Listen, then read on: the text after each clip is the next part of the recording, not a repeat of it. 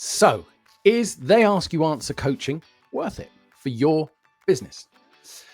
Now, in this video, I am actually going to talk about some of the problems and the things that may mean it isn't worth it. There is a blog on our site, an article which guides you on a lot of the positives, which I won't dwell on too much at the front of this. So let's get straight in. Let's say a few things up front. One, I am a They Ask You Answer coach, so you can have that in mind when you're watching this. But I'm going to be honest about the reasons why the program might not be a good fit for you and why it might not work. So the first thing to say is obviously your decision point here is around money, probably, and time, probably, and some other factors that we'll come to, notably how the organization works. So it is more than money, but let's start with the money. There is a delta, there is a variance in how much you can pay for your They Ask You Answer coaching. Of course there is, like everything in life, right? So you can go to Marcus's company Impact and have his team train you, or you can come to an independent but certified coach like myself and have us train you. There will likely be quite a big range in the price point between those two offers. That just depends on how the independent coach is pricing it, and all our prices are on our website, so you can check them out right away. I guess one thing then to stay up front is, well, how do we start to make, what's going to happen? What's the decision? Well, I should say up front that the contract that we have with our clients states that we will double the size of your business, or we will work for free until it is doubled.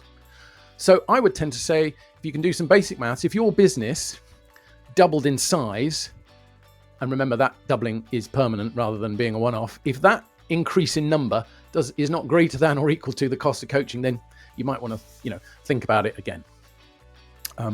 So that's the first point. We need to think about this in money terms, but there's some really other important things that, even if that was right, would mean you might potentially be wasting your money. The first thing to think about is that the coach won't do the work for you. Sounds obvious, right? But it's important that you understand that we're not consultants that come in, do some things, change some stuff. We do come with ideas. We do bring new tools. We do bring new techniques, all those good things. But fundamentally, the work falls to you. And that's great, right? Because that's how real change happens in any business. You get new skills, new mindsets, new habits, and you're producing great content. You're using it in your sales. Your sales team is firing. Your sales cycle is shorter, and all those magical things happen.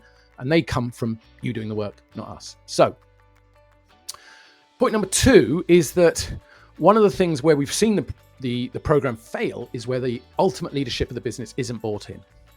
They Ask You Answer is a quite big fundamental change, could change the organizational chart of the business, will certainly change some roles, will require everyone in the business to be bought in some way and probably doing some work, quite a lot of them. And if that doesn't come down from the top, or the top doesn't understand it, or it's not mandating activity, then it is quite likely the process will fail.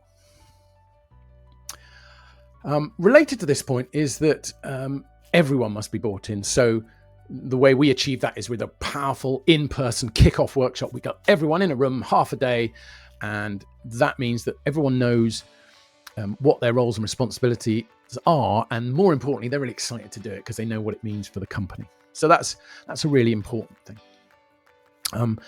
I've touched on this before, but process involvement in the process can't really be voluntary, because everyone's busy. Otherwise, everyone's got other priorities. And if this isn't a proper priority written into the contracts, then, it can fail.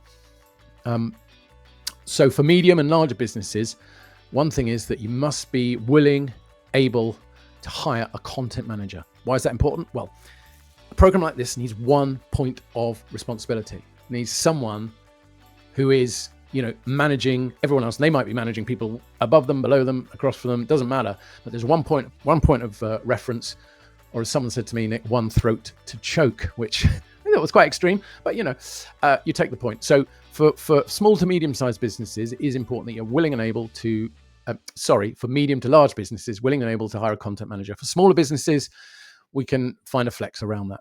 Another big problem that the coach can't solve is that if you're not willing to invest in some of the tools that we need. So some of the measuring tools, CRM, whatever it is, some Google tools, and all those kinds of things. And I guess alongside that, I would say that one thing that my agency specializes in is reaching out beyond the core They Ask You Answer program. We will reach out, we will fix up your website to make it suitable. We will look at your digital marketing to check that's not holding you back, and so forth.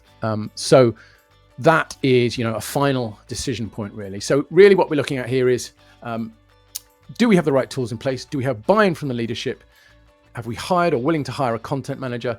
And are the whole team bought in? And is everyone willing to do the work?